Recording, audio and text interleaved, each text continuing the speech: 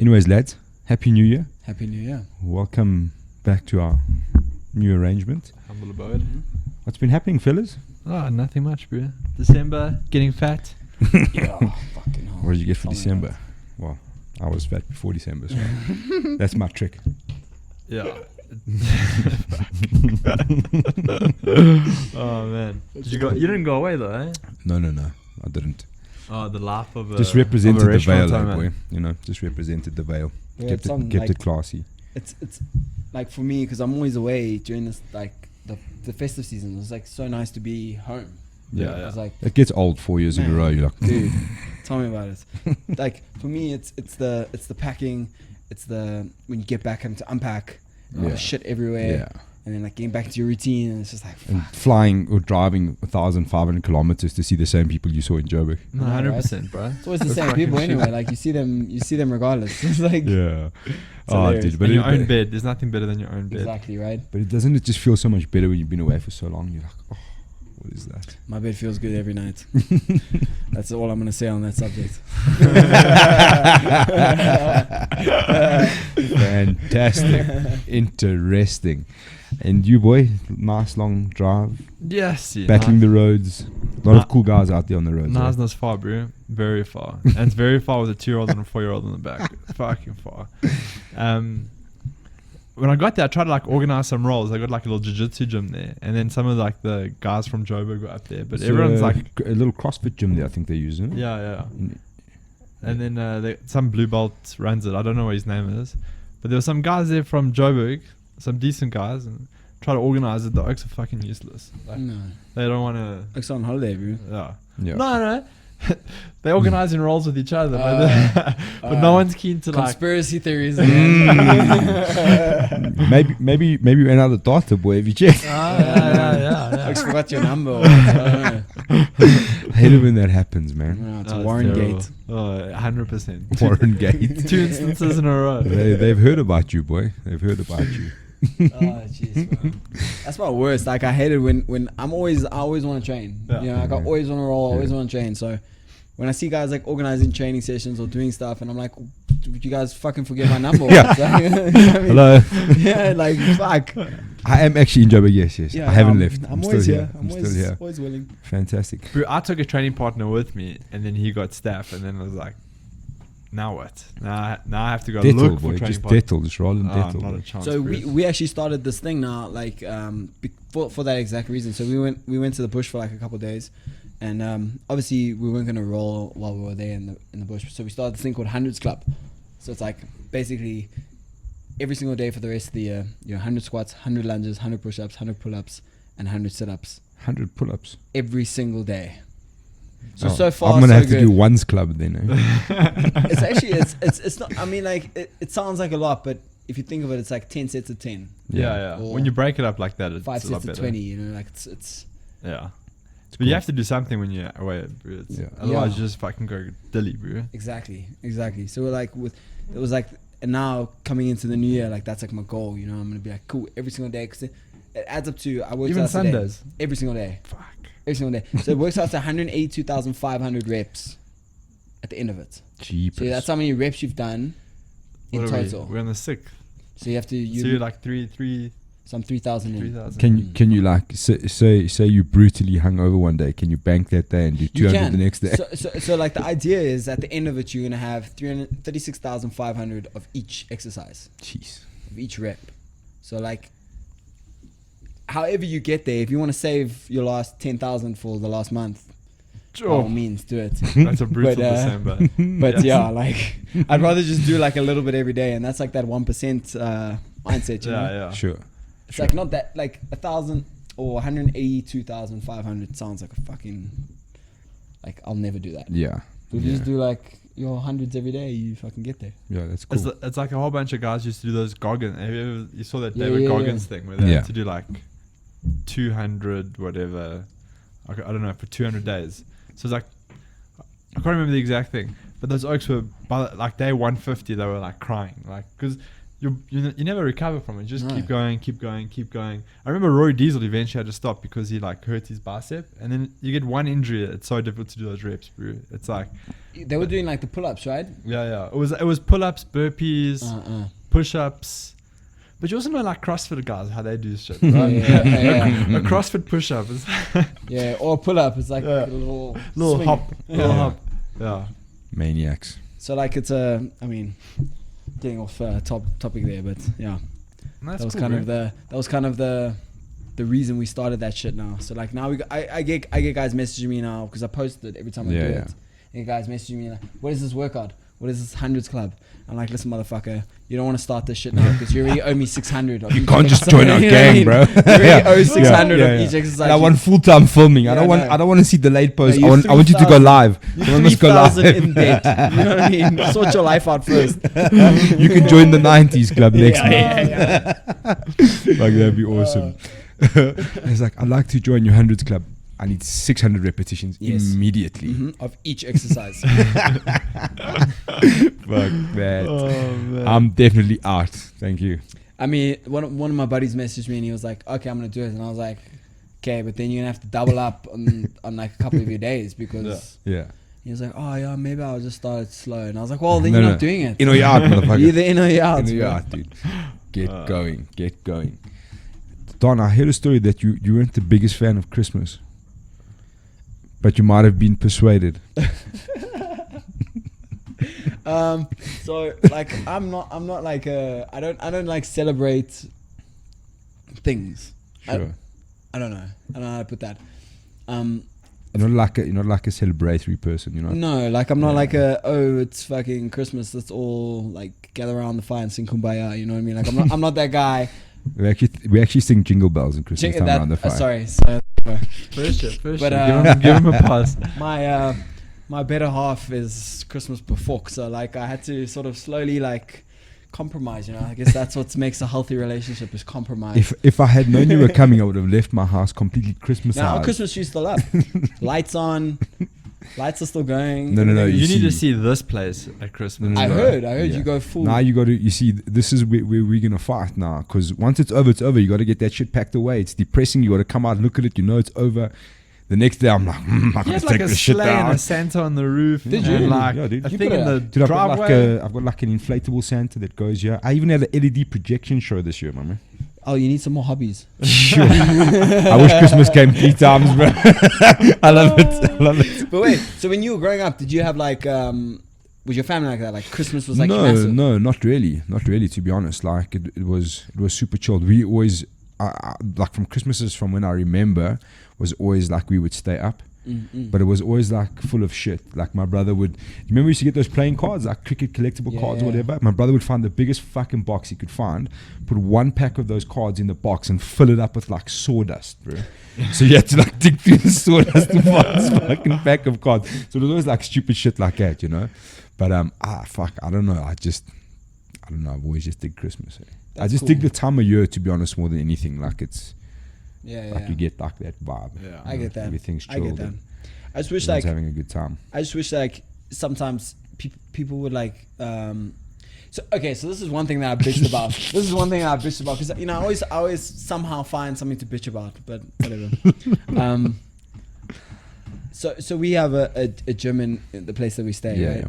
And obviously it's run by a separate company, not the place that manages the estate that we stay at. Like so, I go there to go like do my workout, like whatever, you know, like on Christmas Eve. This place is closed, and I was Those like, you know, bastards. I'm just like, dude, you know what pisses me off? You know, this really gets me. Because I'm like, you know.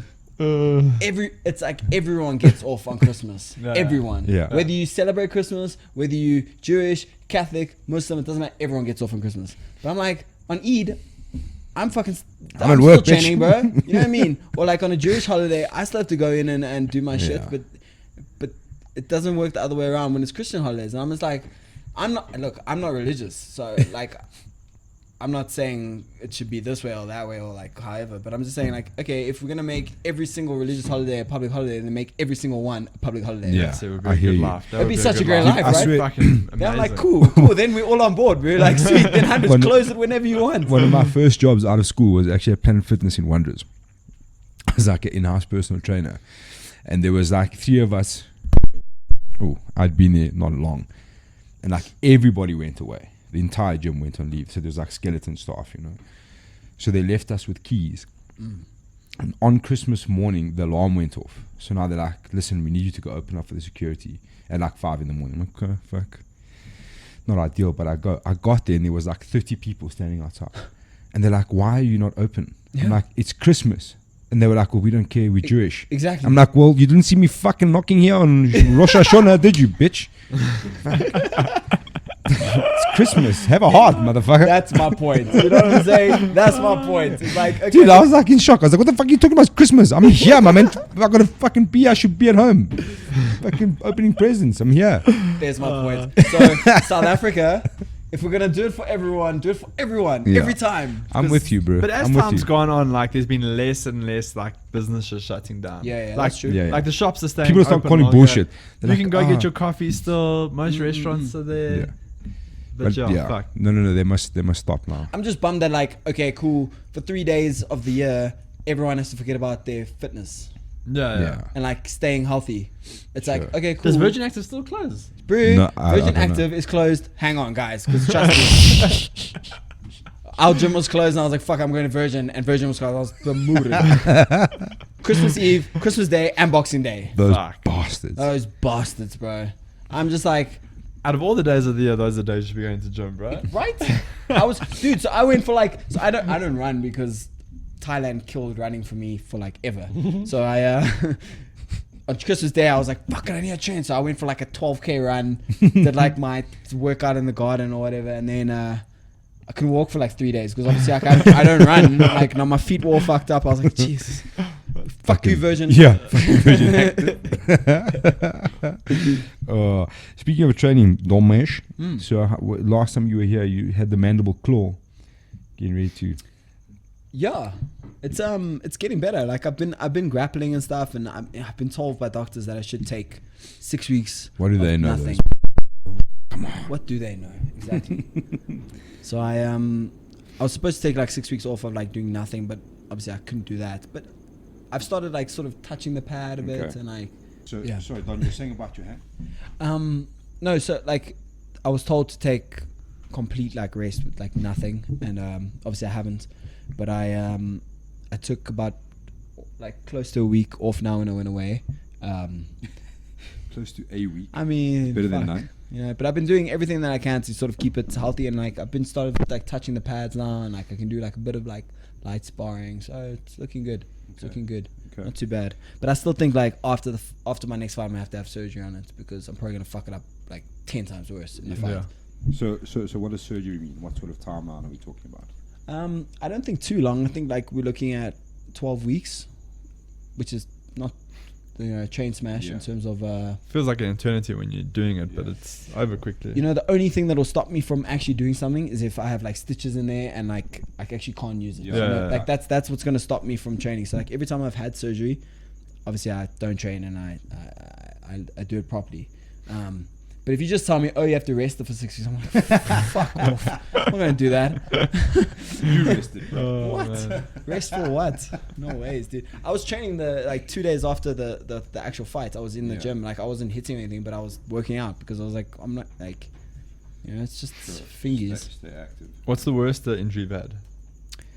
I don't have a PCL in my knee, so like I can freely move this bad boy in and out. So it's actually a really funny story.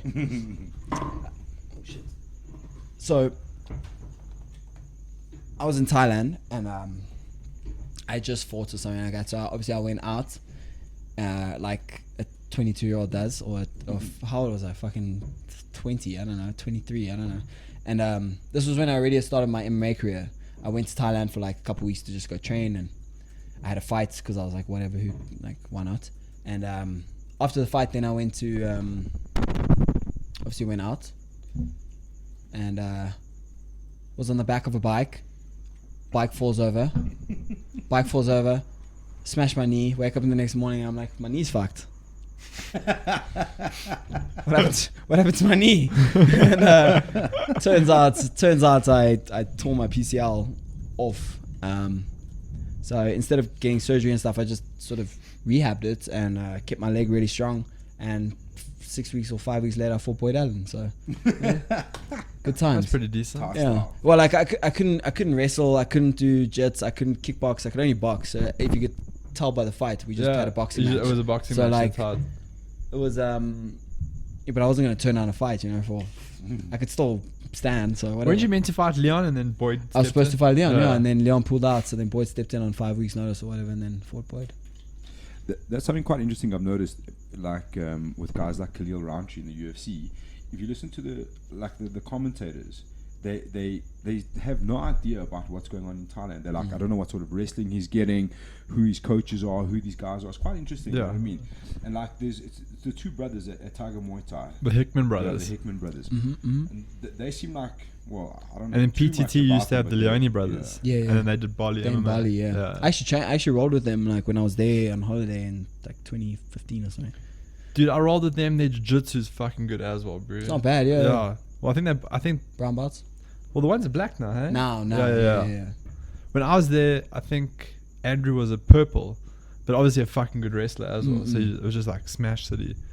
But yeah. Yeah, they can roll, bro. It's quite weird how like no one, they don't really know what's going on there. Like even Joe Rogan show, he always talks like, I don't know what sort of wrestling they're getting, and I'm like, dude, like there's a proper setup happening there. Well, bro, like if you come from like America, and someone says to you, hey, come to Thailand, fucking paradise. We're gonna pay you this amount of money. We're gonna house you. We're gonna give you food. And all you have to do is teach wrestling. Jeez, dude. Who the fuck's not gonna jump at that? Like, dude, that's crazy. And generally, there's only like 2 or 3 sessions a week that you have to teach it. Exactly, bro. Because guys aren't like, unless you're living in Thailand, but guys are coming in there in and out. They're just doing sessions. It's not really like training camp. But then if you're living there, you got that guy all the time. Yeah. So I mean, like it's a smart move if you're looking for a job. That's like the biggest problem with those Thai camps though, is like the turnover of the churn in like the actual fighters that are in the camp, because oaks are just coming in for 8 weeks and then fucking off again. So and like, you know what the problem is for me is like if I'm living there and I'm training and I'm contracted to the UFC, some dickhead comes in from fucking Australia or whatever, and now he wants to test himself against a UFC fighter. Yeah, 100%. And like you there for a camp, you're training in camp, and this fucking guy's on holiday with his wife, and he wants to fuck you up. And I'm just like, what, dude? You're on holiday for a week. You fight in some bullshit fucking promotion. I'm in the UFC fighting for like real money. Yeah. If you hurt me, like you costing me a paycheck. You know? Yeah. So like that's the only problem with like those types of places where people are coming in and out. That's also like the problem with if you go to like a big gym in America, like ATT or what's the other one? AKA. Team Alpha Male or AKA. Unless you've got like your like Khabib who has his circle. Yeah. But he brings his whole camp in with him. Precisely, exactly. So like if you're that guy, or Connor, if you go to SPG, you're not fucking training with Connor. Yeah. He's got his guys. You know what I mean? But if me or you go to AKA and we want to do a camp there, they'll throw us to fucking anyone. Yeah. They don't give a shit about you. You're just gonna get smashed, and that's like the problem I find. That's what's happened like now with Tigers. I find like the last couple times that I trained there, it's just guys coming in from fucking Russia, coming in from Chechnya, coming in. They just like want to fuck you up. It's not. It's not training. It's not. They hear that you're in the UFC or they hear you're in Bellator. Or you hear something. Cool. There's my chance to shine. Yeah. I'm gonna fuck this guy up and I'm gonna show everyone. It's like their litmus test. Like, how good am I? Exactly. Yeah. Instead of like saying let's like learn from each other and like we can still push each other, but I'm not trying to take your place. You know what I mean? Like, yeah, sure. But I think Tiger also breeds that mentality, because you watch those tryouts and they're like fucking, the pad holders are fucking beating the shit out of the guys, and then like each guy is going tilt because they need that spot. They need that sponsorship. I mean, I get it. You breed the mentality, right? Yeah. Like that's how it is there now. Like like even when I went to fucking PT to Phuket Top Team, and I went to go, I'm on holiday. Like I just fought. Like I wasn't there to try and measure my dick. And I went there to a jiu-jitsu session. Anyway. Yeah, not this time. And I'm rolling, and like the instructor, the black belt instructor, is like sending me like guys, like their best guys. And I'm like, cool, smash this guy. Cool, smash this guy. And then at the end of the class, I'm like, fuck, I'm fucked. I thought the class was over. He's like, okay, now we're gonna do takedowns, and the person that wins stays in the middle. So obviously I'm in the middle. So now I'm doing Oscar, like I'm doing I'm wrestling now for half an hour against everyone in the gym. So I'm just like, Jesus, that's because obviously I'm not gonna lose. I'm not gonna let myself lose now. If you're gonna put me in the middle, I'm gonna win. So I'm not fucking losing. So I wrestled now for another half an hour, non-stop, and these guys are coming, bro, and I'm just like, fuck. Take it easy, bro. I'm on holiday. Jesus. They saw the knockout and they're like, no, we have to wrestle. No, they just. I think like the guy, he saw brown belts. He saw I was wearing like an AOJ brown belt. He obviously thought I was from like AOJ. And I don't know. And they're like old school, like BTT old school. Yeah, style, bro. And like, I was like rolling with like everyone. You know, like how we do. Like Yeah. we roll with the blue belts, white belts, everyone. He's like, oh no, you roll this guy. Roll. I was like, okay, fucking send him. You know, like, whatever. oh man. I thought it was hilarious. I was like, fuck, okay, cool. I'm never coming to this jiu-jitsu class again while I'm on holiday. I'm gonna go hit pads rather because it's like I'm on a holiday, dude. I'm hungover today coming to roll. You know what I mean? Like, it's quite like a weird mix if you think about it. Like Tiger Muay Thai and all of these camps in Thailand have like some massive names coming through, and you've got some dickhead who's had 57 beers a night before coming to get a little grappling session. 100%. It just seems like a bad mix. it's terrible, bro. It's like a terrible. And like they do have pro classes, but again, you have to be on the pro team Yeah. to be in the pro classes. Sure. So like if you're just there and I'm a pro fighter and I want to come do a jiu-jitsu class, I go to the regular jiu-jitsu class. Yeah, You know? that's pretty crazy. So it's like, cool, now you're gonna roll. Now I get to roll with everyone, but if I get injured, it's hundreds of thousands. Yeah. If you get injured, it's fucking nothing. You're gonna be fine. You know what I mean? Like it's like, Jesus, dude. Like, can everyone just relax and just understand why we're here? Yeah, it's crazy. Bro. Out of all the camps, I mean, you've been to AKA, PTT, Tiger Muay Thai. What was the best camp you've had over there? Training wise, Yeah. so back when Tiger was still run by Will McNamara, the American guy, and they had like Brian Ebersol, Roger Huerta, Fernando Macachero. Back then, dude, Tiger was like, you couldn't fuck with Tiger, Yeah. bro. Tiger wasn't. But ever since like that the management system went out, Yeah.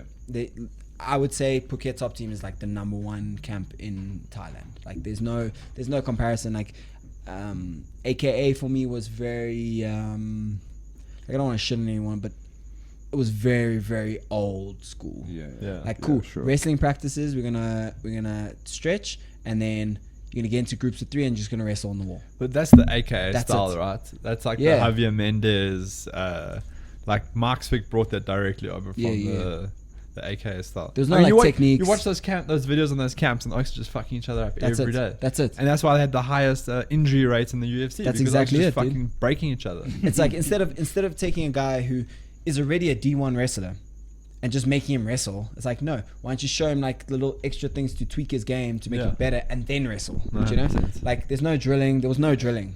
Yeah. Fuck all drilling. It was just okay, cool. Yeah, we're gonna stretch. We're gonna warm up. Then it's time to go to the death every day. And I try to like sit down with Swick and them and be like, yo, dude, I can do this all day. We can do this all day, but I haven't learned one thing since I've come here. Yeah. I was there for 2 months. I was like, I haven't learned one thing. Like that's a problem.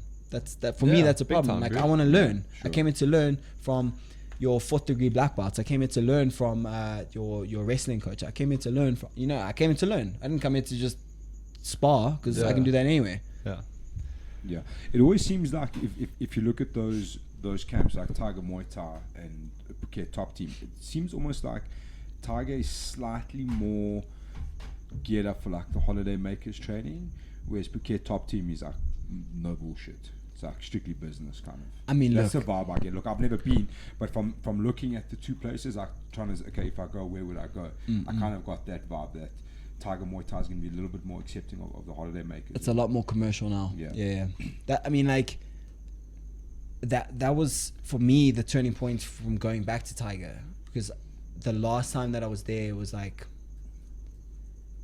slowly starting to go into that way where it was like okay, you have to wear Tiger rash guards when you roll.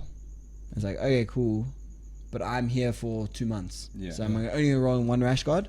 If I'm here for a week, cool, I'll buy you a rash guard, I'll fucking roll in for a week, sweet, no problem. Just like starting to go into that like commercial thing, and I understand it's a business, but then you got guys that are there to really train, not just on holiday. So like I feel like every gym in Thailand will eventually lean towards that, and you'll have like maybe 2 or 3 or 2 sessions or 1 session a day that'll be geared for like fighters. Cool. Yeah. But I mean, like even like PTT, they have that beginner striking class where it's like kids, fucking holiday makers, whatever, and they're like training like right there. And Oxa hit like Lutzila, like fucking one of the greatest Muay Thai fighters in history, is hitting a bag over here or holding pads, and you're like all of them have that like commercial element to them. Yeah. But when I went to Thailand, I chose PTT because it did feel like it was like a little bit of a breakaway from Tiger Muay Thai, and then it felt like Boyd and those oaks were trying to like keep it like a little bit more pure. But yeah, you can definitely see all of them are pushing that way. I mean, that's business. I mean, it's business. Like, and the thing is, like, I know Boyd from like when he used to run like a small little tiny fucking clothing shop like around the back, just off Tiger Road. Does he own Phuket Fight? Dude, yeah. The fight kid thing, yeah. So like he started there. So like I remember him way back in the day running that shop, and he used to always go get my like gear from there if I needed extra stuff. And so for him to have gone from there, he's a businessman, man. Like and I mean I can respect that. He's got, I mean, it's the destination for any fighter to go to Phuket. No one even talks about other places. They go straight to Phuket Top Team. So. Yeah. What people don't realize is that it's actually in the same street. It's like Phuket Top Team's on the one end, Tiger Muay Thai's on the other end. They got like some weird Muay Thai gym in the middle. They've got like it's like 300 meters, 400 meters away from each other. They've got like, it's Tiger, then there's Dragon Muay Thai, which is like also like when I was in Tiger, it was like the place you go if you're not really serious about Muay Thai. You know, you're gonna do it, so you're like still a beginner, and then like you can have a couple fights, and then you come to Tiger, and then it's like, okay, now we're gonna fucking train. And then like after that is Phuket Top Team. Where's Brian Ebersol now? Back in Australia? I have no idea, dude. Probably. He's probably teaching out in Australia. Yeah. I never actually got a chance to train with him when I was there. He was always like traveling with guys for fights or whatever. But I trained a lot with Roger. Me and Roger are quite good friends. We trained, and I was like really, really close with Fernando, who was the Brazilian Jiu-Jitsu teacher. Like, loved Fernando. That oak was legit. He was legit. But wasn't he also like a Brazilian top team, like old dog? Bro, he was like Murilo Bustamante's like guy. They were like this. So it was like, he was OG. Yeah. Proper. Like, he's like a 7th Dan or so, like 7th degree black belt. It's like, it's ridiculous. He's basically the same as that dude from. I mean, he's a rope belt, bro. He's a rope belt. He's a rope belt. He's a rope belt, bro. He's a rope belt. Dude. Did you see that? Shout out to my boys at CJA. Yeah, fuck. That Global Jiu-Jitsu Federation were like, no, we don't have anything to do with this. Who are you, bro? Yeah, it's crazy because me and Richie are busy talking to the guys from McDojo Life, and then there's this other one. I can't remember what it's called, but it's basically like trying to expose like fake jiu-jitsu guys or fake martial arts or whatever. And like we have this like group on Instagram where we're like talking all the time about like how fucking ridiculous this is, and like sharing stuff. And they actually contacted the guys to get them taken out of that organization. That global federation. Yeah. They actually approached the guys and said like, listen, we've interviewed a bunch of different people, we've spoken about it, like this is 100% bullshit. Yeah. It's crazy, man. Fuck. And because like no one, like it's in Durbanville, and like I don't know, you guys might not know Cape Town or Western Cape as well, but like in Durbanville there's not that many options to, and it's at a school, so it's like I know that Rico Hutting is in Belleville, it's like quite close, and that's what I was saying like, if you're going to this place for jiu-jitsu, knowing that like 8 kilometers 10 kilometers away is Rico Hutting, who like is a grappler, and you can learn real skills from him. You know, like what if you just go train there once and then come back to CJA and see the difference and then understand, okay, cool, so I've been conned. You know what happens in a lot of those situations is like the people in that situation believe that they're in the perfect place, and they get, look, there's other guys operating that are more legit but doing a very similar thing, you know what I mean? Like I've experienced it, and they'll kind of like convince you that you cannot go anywhere else because it's dangerous and you're going to get injured, and there's an ego, and only for pros. Yeah, and there's like this weird mentality if you go to like certain gyms, you know what I mean? You start to believe, you're like, fuck, this he must be right, you know what I mean? He's been around forever, so he knows what's going on. So a lot of those guys start to feel like they have to be here. This is where the real learning happens. You know what I mean? And they don't know any better. That's like, it's not really their fault. Dude, and But that's how cults happen, bro. Like, Thank you. No, it's the that's same how thing, cults bro. happen. Exactly, like, dude. You know what the thing is? Like a lot of those guys they got no point of reference, right? So it's their first introduction to martial arts, or in cults, it's like their first introduction to religion, right? Then like the leader's like, this is the only way. Don't go anywhere else. Don't like stay true to this. This is the right way, and that's how people like continue with it. Like Oak's doing it for 15 years, and then going to other dude. schools and getting fucking mollywopped. Imagine wasting 15 years of your life on a martial arts and then Bro, going. I'd sue that Oak, bro. I'd fucking sue And then the him. guys been training, because the average blue belt's what, a Jiu-Jitsu. year, 2 years? Yeah. So if you've been doing 15 years and you go to a guy who's been doing it for 2 years, real jiu-jitsu, and he fucks you up, I would just be like, how? Like, this is so I'd fucking strap sad. up like Rambo, automatic so rifle, sad, I'll dude. fucking go in Just that Oak's world. drinking that Kool-Aid all day. Yeah, dude. Like, to be honest, I was in a not, I don't want to say similar situation, but I was with someone and they were kind of preaching that same mentality. And then every other week it was like, download my ebook or buy this. You know what I mean? And The 6 upsell. months down the line, I started to know, because like I was fortunate, because I wasn't like, I traveled around, I went to different open mats, and I remember I was actually at JP Kruger's gym for whatever reason, rolling with a guy like very similar. I was probably a bit heavier than him, also like a white belt, you know, been around a little while, and I just got mollywopped, and I was like, it was like that click in my head that I kind of needed, because I knew it was going to happen before it even happened, but it's just like a realization, like what you've been learning is all fucking bullshit. And it's You know what I mean? heartbreaking, And like bro. and it's kind of like, it's not that it's bullshit, it comes from a legitimate source and it's legitimate, but the style of teaching is just not relevant, you know what I mean? Yeah. The fucking monkey jumps and fucking bullshit you're doing for half an hour, and then like, Dude, well, like, trying to cram all this other cuck in between. when I started Muay Thai, like, I was a kid. I don't know shit, you know. And like the place, I mean, I'm not going to mention names, but most people know where I started Muay Thai. If you don't, you can Google. You know. But yeah, so like that, I mean, that was 100% a cult. Like, it was, dude, 100% a cult. I was told like who I couldn't speak to, who I couldn't be friends to. Style, like if you try to do something like different, like a different style, you know, like you want to experiment, Yeah. you're a kid. Oh no, that's not what we do here. And if you do that, then you can leave, you know, you can fuck off. Even though like you're a paying customer. Yeah. Then I was like 15 years old. I was asked to sign a 10-year contract. A 10-year contract. You so only that, just got out of the contract. bro, I would have 4 years ago. I would have just gotten out of the contract. That's like, put that into perspective. That and it was me going to Thailand and coming back to that place and training again. And now after like being in Thailand for like a long time, came back and you train with the guys and you start like smoking the guys that were like the man, you know, and then it started becoming like a threat, you know, and then only after that you realize, dude, I've been lied to for like this whole time, that like there was no other way to learn, there was no other places to learn, there was no other things to learn, and I learned like all this other shit. I was like, holy fuck, I'd never been taught this by a supposed world champion. I'm just like, dude, come now. Like, Yeah, don't fucking, it's it. like, you're a It's liar. You're a liar. Like, don't lie to people. Don't lie to, just be honest. Say who you are. And that's like the easiest thing to do. If you're a fucking blue belt and you're teaching jiu-jitsu, be like, cool, I don't know everything. I'm a blue belt and I'll teach you as much as I know. Yeah. I'm not gonna pretend like I know Just everything. be honest, yeah, sure. Dude, like, I'm never gonna try and pretend like I'm a fucking black belt and like teach people like I'm a black belt, like I know all the answers.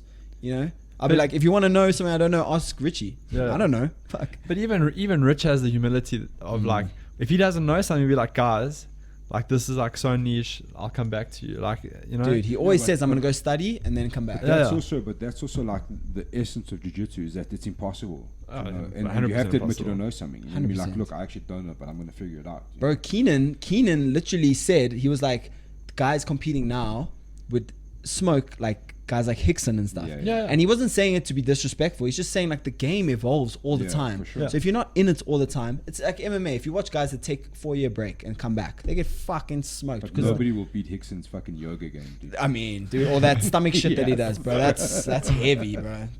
He's a black belt in yoga, for fucking sure. That moving his like, he moves his it's abs. crazy. that's like, ridiculous, Yeah. bro. What is that called? Fire breath or something? Yeah, If yeah. only I saw Raw- Kron's If Kron only does does Rourke that. was here, we could have pulled up a video. I mean, jeez.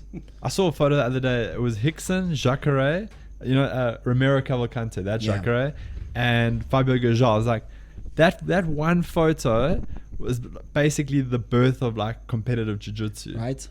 Like if people don't know, like Allianz was like the first like big team, right? And it was headed up by Jacare. But then like Brasa, Checkmat, like all these other affiliations came from those guys, bro. And then the only other like peripheral organization with the Gracies represented by Hickson in that photo. I was like, fuck. Like that is like the beginning of competitive jiu-jitsu. It's crazy, and if you don't think that it's going to change from that source, just like when they learn from what's the Japanese guy that they Mitsuo Maeda, that guy. So like jiu-jitsu, what he taught and what was taught to everyone else, completely different. So if you're not going to think that it's going to evolve from after you've taught it, like of course it's like a virus, you know, you give it and then it spreads. It's fucking, it's going to go. I've actually often wondered about that, like what separates, like in I mean obviously in modern day competition jiu-jitsu, there's obviously leaders of the packs, you know what I'm saying? Obviously, like the Danaher Death Squad are the leaders, and what separates them from every other team? Because they've all got the knowledge, but it's like a coach with that obsession to constantly learn, and that's what it is. Because it's like jiu-jitsu requires smart people to adopt their own systems. Like if you ask me to give you a system for jiu-jitsu, fuck, bro, you might as well just end it now. Well, that's the thing. I was talking to Richie about this the other day, and it's not necessarily the knowledge that they have, it's how they transfer the knowledge, exactly. The way that they teach. So like, I don't know if you guys have ever like watched like some of like the best jiu-jitsu guys, their instructionals. It's not always the best. 100%. Exactly. Like sometimes it's actually fucking shit, and you're like, I still don't know how to do that. He can do it. He's showing it to me. But I still can't get it. Why can't I get it? They can't like communicate the nuances and some of the techniques, and they can't like systemize. That's it. And like small little details, you know, like when you learn a technique, that small detail makes such a fucking huge difference when it's a live roll. Like where you place your hand, where the grip is, like the position of the grip, the position of your foot, the way you move the guy's balance, this way or that way. Like for instance, like a butterfly sweep. Like if I sweep you to the side, you're almost always going to keep your base. But if I sweep you over my head, you can't base there if I have control of your arm. You know what I mean? 100%. And like a small detail like that to a beginner is fucking everything, because they're going to try and sweep you to the side because that's what it looks like you're doing. You know, like small things like that. And like Danaher coming from, he was a philosophy professor. So like he used to give lectures. So for him to give information is easy because that's what he's done his whole life. So like that would make sense why his system works so well. But the weirdest thing is like, I mean, also hearing guys that have come back from John Danaher, like going to class with him and watching some of his instructionals, he can get crazy though. You can drift off into another planet. You're like, he's just like even still speaking fucking English. You know what I'm saying? Like it's just so hard. The best guys are like that. So it's like you've also got to keep up with that. You've got to be, you know what I mean? Like you got to make sure you know what's going on. I watched an instruction of him once, like explaining a leg attack, and he always talks about like the primary leg and then the secondary leg, and he's going on. I'm just sitting there. He hasn't even fucking started the attack yet, but he's still talking about like different ashi positions. I'm like, dude, I don't know what you're saying. I'm out of here, bro. That dude, you have to watch. You have to watch the entire like volume one time. Don't write anything down, just watch it, and then you have to go rewatch it and then start writing. Also take notes. You know, like in the beginning of everything, it always gives us a talk. On like what is going to be covered, and that's where I focus on the most. So I'll listen to him talk, or I'll listen to someone else talk about a technique, and I'll listen to their overview of it, and I'll take notes there. And then when they're doing the technique, I'll start to see, oh, that's what they meant there. That's what they meant there, and you can start to connect the dots a bit, and it makes it a lot easier to learn. So that's quite a cool thing. There was like in recent times, like what really opened my eyes is listening to him talk about fundamentals, and then he breaks it up into 3 positions, and each, so it's like standing, then ground bottom, ground top, and each one of those 3 positions has 5 fundamentals, each attached to it. So it's 15. Like he says, like basically jiu-jitsu has 15 fundamental moves if you think about it. And when you think about it, like, and it makes this whole massive thing quite small. You know what I mean? And you're like, okay, cool. Like in my position in jiu-jitsu, that's where I want to start. Okay? So according to John Danaher, if I can master these 5 fundamentals, then I can look at the next step. You know what I'm saying? Or at least have a good understanding of them. You know what I'm saying? Like, so I suppose that's where like a blue belt exam comes from. They're like, okay, 5 mount attacks, 5 mount escapes, whatever it is. You know what I mean? Well, I guess like the reason. So I watch stuff like this all the time, and some guy broke it down pretty like nicely for me, because if you want to explain to someone that's never done jiu-jitsu about the belts and stuff, and like how you get there, you know, like a blue belt should be able to attack have anyone come off the street, Yeah, anyone, no matter what yeah. size, that it's untrained, and be able to smoke them, be able to handle them, defend themselves, tap them out. That is what a blue belt is. So anyone doing jiu-jitsu out there, if you're a blue belt and you struggle with guys coming off the mat that have never trained, like big athletic guys, Yeah. you're probably not a blue belt. Yeah, You yeah. should probably go back and like study more and get better and learn your craft. You know, Yeah. like that's always the if I had to give a blue belt to someone, I would be like, you should be able to take any single untrained person that comes onto this mat Yeah. and smoke them and handle them. Yeah. So Otherwise, you're not a blue belt. yeah, it's quite a relative thing. Because like a little bit of time and fifth element with the guys filtering from CrossFit. Those dudes are fucking hard to handle because they don't get tired. They're fucking strong. Like you learn very quickly. Okay, Kimura's out the window, bro. Yeah, man, You too never- strong. it's not gonna happen. Bro. It's a strongman technique, And you bro. know what I mean? When that's all you've got, it's a fuck up. You're like, well, that's all I got. So I guess I'm fucking out of here then. Dude, Marcelo says, he literally says, he doesn't like Kimura's on one of his things because he says it's a strongman's technique. Yeah, yeah. If you're stronger, to get a Kimura on a guy who's much stronger is yeah, bro. fucking impossible, dude. So it's quite funny how you said like, and I mean those guys at the time had like very minimal training, but you've also got to be able to adapt. Like I knew straight, I'm like, it's a waste of time. Don't even go there. You know what I mean? Even if you've got the arm, you're gonna do fuck all with it. It's not gonna go anywhere. Like you've got to start to think of other things. You know. But those dudes will give you a fucking hard time. No, I'm sure, dude. They're athletic, right? Just choke them, bro. Athletic and strong. Chokes in the Bro. game, bro. That's the Choke thing. them out. Choke is king, right? Choke is Always, king. bro. Like it doesn't matter if you're strong, you're explosive, you're this. If I cut the blood off to your brain, it's Good night, over. Susan. Yeah. You can And they like panic, eh? they freak out. As the dude. choke starts going in, they're like, ah, tap, tap, tap, tap. It's like, fuck, I like could have held it for at least a 1.5 more seconds. slightly trained person would have like pushed through, right? Yeah, push, yeah. push. You know, you say that, but like, fuck, I wish I had a memory. I saw I can't remember which fight it was, but I think Herb Dean was a referee, and the dude taps to a choke, and like, all Herb Dean does is pull the top arm off the rear naked straight away. I'm like, well, he probably could have just done that himself. Easily. You know, like guys set that rear naked with the like top Yeah. hand at the top of their head, and they're just like, and Herb's like, well, there you go. There you go. There you go. There's an escape Yeah. for you right there, dog. Yeah. That's someone that hasn't been in that position Yeah. in practice. Also, I think people just quit. They're just like, well, yeah, fuck, I'm out of here. Also, like if you're getting fucked up for 3 rounds and like in the last minute of the round, the guy's on your back and he's like kind of got a choke on, you'd be like, eh. Yeah. Anyway, And I'm cool. and also, I don't need that extra money. Yeah, I'm out of here. if it's like a super high level jiu-jitsu guy on your back and he's like locked. Well, first of all, a high level jiu-jitsu guy wouldn't do fucking that. do that. But let's say it is, right?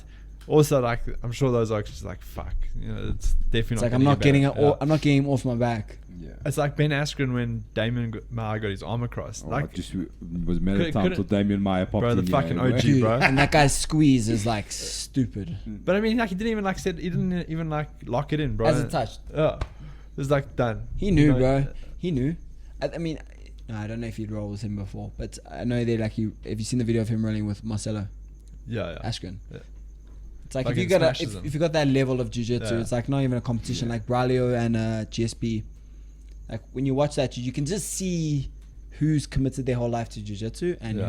Yeah. who's learned I- jiu-jitsu. But don't you think like Ben Askren's wrestling style kind of leads to being owned by jiu-jitsu because it's very like one-dimensional.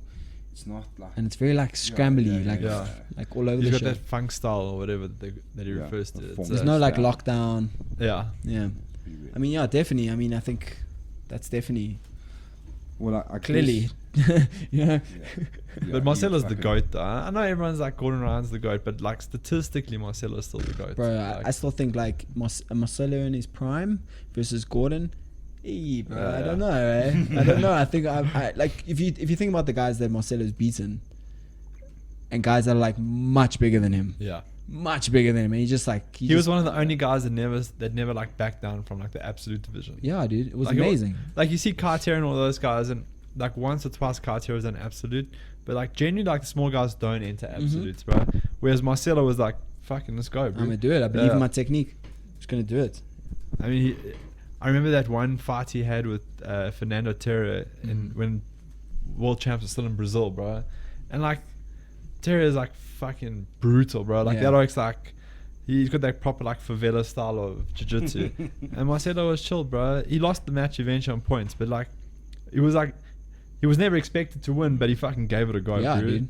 And like I mean, he's fought Braulio. Braulio must be almost double his Double size, his bro. size.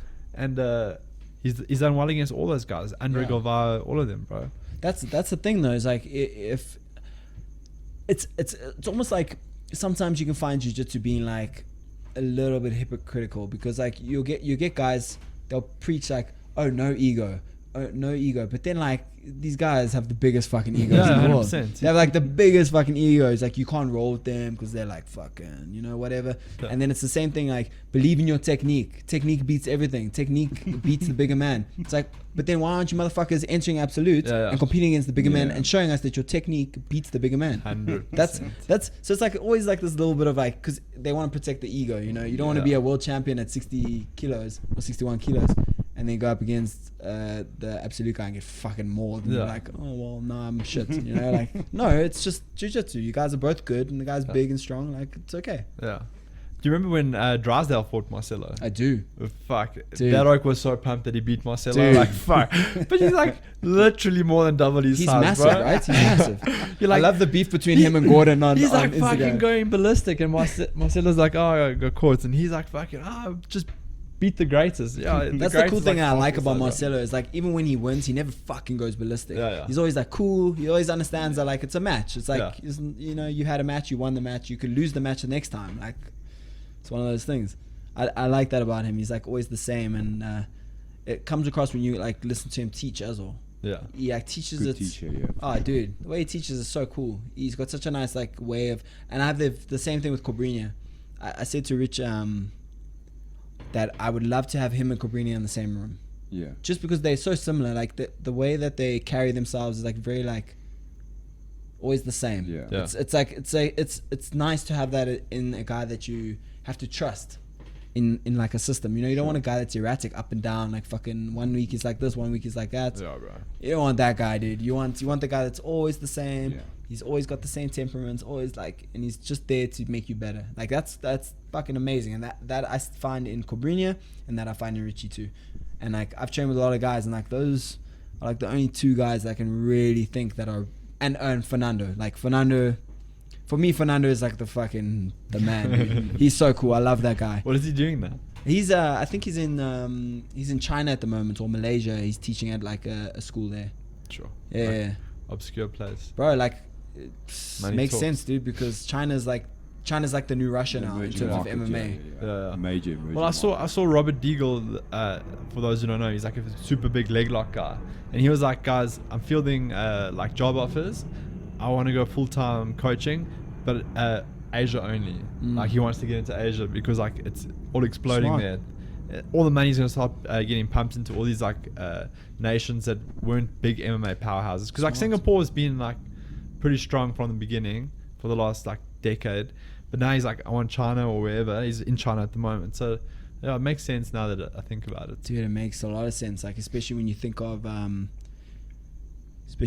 like if you look at like powerlifting at the moment, or even the Japanese female wrestling team, they're the best in the world. They are the best in the world, and it's because for years it's almost like Cuba. For years and years, like you don't hear of these guys, and they're just like being cultivated into these fucking monsters. You know, you got like 16-year-old, you get these 16-year-old Chinese guys that are like squatting 300 kilos, and you're just like, how? Like that guy's just been bred to do that. Yeah. He's been born to be a powerlifter, and like I think the same thing's gonna start happening now with MMA. It's like you're gonna get these kids that are gonna be born, like in Thailand, born to be a fighter. Yeah. You're born, and their whole life is just gonna be based around that. And I think if you're smart and you go to a place like China and you become part of that development thing, like that's a lifetime contract. So the UFC have got the insane institute in China now, and they're actually handing out scholarships.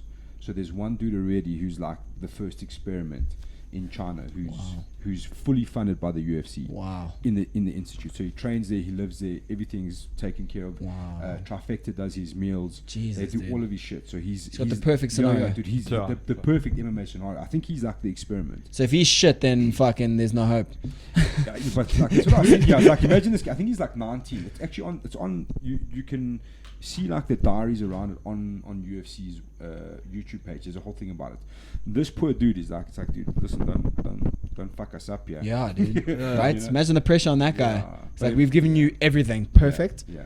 you just need to stay healthy and win or you go. die. just need to, prove us right. Who's running that thing? Is that Dean Amasinger? Yeah, dude. Sorry, like I said, my memory's like a sieve, but I mean. But it is. It's like like the old Dan Hardy crew. Yeah, Dean yeah, Amasinger, and then he's brought in some of those other Brits to like run it. Yeah. I'm Speaking of Dan Hardy, apparently he wants to make a comeback. He's back in the testing pool, bro. Dude, Yeah, I'm telling you, he's been gonna. But he says he only wants like a super fight, like a big name guy. That's He called someone out the other day, man. Did he? Yeah, It was a big name welterweight as well. I want to say Mike Chiesa, bro. I might be lying though. Might be. But it was a big name welterweight though. Did he? Fuck, I didn't see that. But he's I would like love a to small see him. welterweight though. Dude, he's well. He told me when I saw him now, he was like talking about it, and he said like he's probably gonna come back at 155 to have like one more. Yeah. Which would make more sense because I'm bigger than him. You know, like he's not a big guy. I love Dan Hardy. I've always liked him. Yeah, so like, I'm actually busy reading his book. It's pretty fucking dude, nuts. The Reptile. Yeah, dude, yeah. it's a good book. Yeah, it's cool. It's a good book. It's cool. Yeah, he's the man, bro. I like him. And again, is another guy. Like every time I see him, he's like the same. Yeah. He's cool. He's like a cool dude. Like, and those are the type of people that I like. He was cool. He's also a big fan of yours, which was cool. I mean, that's why I like him. I suppose we're at that time where a lot of people are going to ask, they're going to want to hear the opinions of the talk of the town for Cowboy Sharon. It's, I don't know, dude. It's, like I was saying earlier, it's the funniest thing. As soon as McGregor's back in the mix, there's just MMA fans. Experts, MMA experts. It's always a laugh, but fuck. I suppose that's what he's done. You know what I mean? He's made the sport like that. He galvanizes. Dude, people. thank God for him, bro. Because like he's made it so that like soccer moms know what MMA is, which is awesome. You know? He's also directly impacted everyone's pay scale. That's what I was saying. He's basically given like the blueprint. The only thing I must say with that blueprint, there's like certain quadrants and certain camps who just adopted that and just ran with it forever. I'm like, dude, you don't have to say that. You can just fight. Like, we don't care. You know what I mean? There's like, like Yannick Bahati's camp. What was it? UTC. Like all of them were the same. I'm like, dude, okay, cool. Like, we don't have to make animosity. You can just fight. You know what I mean? Like, it's chill. Like, cool. Connor's done it, and I understand what you guys are trying to do, but let's just. It's like other guys have been successful as well. You know, without talking shit. John Jones, dude. Like John Jones, now is a bit more like murky, but everyone like forgets Anderson Silva's a fucking multi-millionaire, dude. That guy's made. His kids are made. Everyone's made. Jose Aldo. None of these guys talk shit. They all make bombs, bro, because they fuck guys up. But like, also, if you're gonna talk shit, you have to like back it up. Yannick's struggling to back it up at this stage. Dude. What's he like? It's like 4-5 losing skid. Dude, today. Yeah, just shut your mouth, right? Like today, there was a fight. So. Like obviously when someone tweets in a while that you haven't seen for a while, so it pops up like Graham Cartmell had tweeted something about Dino Bagatine looking for a fight, and there was like a couple of responses, and there was a dude from the UK who was like, I think I'll take on Byong for that light heavyweight title. And I'm pretty sure that dude's on like a 6-fight losing streak, maybe. Dude, I just don't know where like guys. It's like cool, bro. Like I understand he came in and got the title, but he was actually winning before he got you. It's the same as when you watch these like singing competitions, these singing shows. I'm just like, has no one ever told you, hey, you cannot fucking sing? Shut the fuck up. Please, just stop. Just stop. It's the same with these guys. Like, where are their friends saying, listen, dude, you've been knocked out 3 times in a row. Like, maybe, just maybe this isn't for you. Or maybe you need to change something. You need to do something, dude. Because maybe it's time just to hang back a little bit. So. Maybe it's time to maybe take a year off, 2 years off. And just like, wow, we gotta. I'm going to have to hit like a sideline. We got like a. Busting my balls over here. Sorry, boys. It's like a whirlwind over here, bro. It's so irritating. Like every time I touch that cable. It's because you didn't have Rock yet today, that's why. Yeah, I blame Rock entirely. I'm also quite thirsty. He didn't. That bastard. Yeah, see, that Seattle's taking a while. He screwed us, I know. What a fucker. So anyway, we were talking about Cowboy and Mcgregor. What's your opinion? Dude, you know like when they first started talking about it, I was pretty stoked because it's like it's a good fight regardless of how you look at it. You know what I mean? Cowboy has a lot of ways to win that fight. You know what I'm saying? It definitely is out of the picks for a comeback fight for McGregor. It's definitely a more winnable fight for him. It's not Justin Gaethje. Yeah, you know what I'm saying? Looking at, it's not Justin Gaethje. People are like, he's got to fight Justin Gaethje. I'm like, yeah. I'm avoiding that. I don't think he's fighting for that. Yeah, I'm avoiding that I don't think he's fighting that fight. Or it's a Barboza. Dude, And also the UFC doesn't want to make make that fight, bro. The UFC, like, you can say whatever you want. The UFC wants him to win, bro. They need him to win. Come now, bro. They need him to like come back for the Khabib. It's his golden boy. Yeah. That's an ESPN debut, Yeah. for McGregor. He hasn't fought on ESPN. Oh wow. So I can tell you, let me tell you, ESPN will definitely be pushing that. They're very agenda. happy that he's on that. You know what I'm saying? But I think the 1 year, I think like 2017 or 2016, they attributed something like 15% of the UFC's gross earnings to directly related to Conor. And you know what's fucked up is he doesn't get any of that. Yeah, well, that's what he was So saying. like that's a bit like so there's like a lot of talk about guys making fighters unions or whatever, the Ali Act, all that shit. And like I think it's good as long as like the thing that guys don't understand is that you can't shit where you eat. So if you're employed by the UFC, whatever the fucking UFC says goes. Yeah. You can't now argue with them You've and like be agreed to like it in you've contract, agreed to haven't it. So like I understand guys maybe outside of the UFC being like, yo, we need a fucking a union for the fighters. But if you're in the UFC, you gotta be like, oh, I need a fucking. It's like you've signed the contract already, you dick. Like Done, dude. You were already- fine with it when they put the contract in front of you. Yeah, when they but- were saying here's fucking $20,000, that's type of like. Yeah. Then it's like, oh yeah, sweet, I'll sign wherever. Tell me where. You know, like, Yeah, dude, it's like the thing is, I think MMA also needs Conor. You know what I mean? In a way, like it needs that. Since we've hit this, we've gone like almost full circle from Conor arriving and just making so much chaos to everyone getting like a little bit over him. You know what I mean? Like it just shows he saturates the news so much you get over it. You're like, fuck, I just want this fight to be over because I'm tired of hearing about it. You know what I mean? And I think that was this time. It's like a lot more. The build-up's a lot more subtle. You know what I mean? Like, you're starting to see like more promos, and I think the countdown will be pretty legit. And they've really bent all the rules. You know what I mean? They're like, okay, well, fuck, it's going to be headlining a pay-per-view, but there's no title on the line. They don't do that often. No. You know what I mean? I don't think that ever fucking happens. It's normally like a fuck up when they land up doing it. It's normally like something happened to the main event. It's not their first choice. But what I wanted to say about money-wise for Conor, you know he signed a 6-fight contract. I think he fought someone, I think Khabib. He's maybe got 4 fights left on that contract, or maybe 3, because he's talking about he's got a list of like 3 or 4 guys or whatever it is. In that agreement, they have to co-promote with Proper 12. So you'll see when he fights, like now, when he fights Cowboy, you'll see Proper 12 everywhere on the canvas. So where like Modelo normally Smart, pops up dude. or whatever, you see Proper 12. Smart So motherfucker. he never got his shares, and that was how they got him back originally, was that they refused to give him the shares, but they made that deal for his 6-fight contract that they would co-promote under Proper 12. smart, dude, smart. And it's not, just so everyone knows, it's not him that's smart. It's his management that's It's smart. his team, yeah. Like 100%. I'm with the same management team, and those motherfuckers are switched on. Yeah, Dude. They know what's up. No, they know what's happening. They know what's up. Yeah, dude. I mean, that's. So everyone thinks that he's the guy pulling all the strings. Think about Smart. the marketing value, money wise, that Oak's getting from the UFC.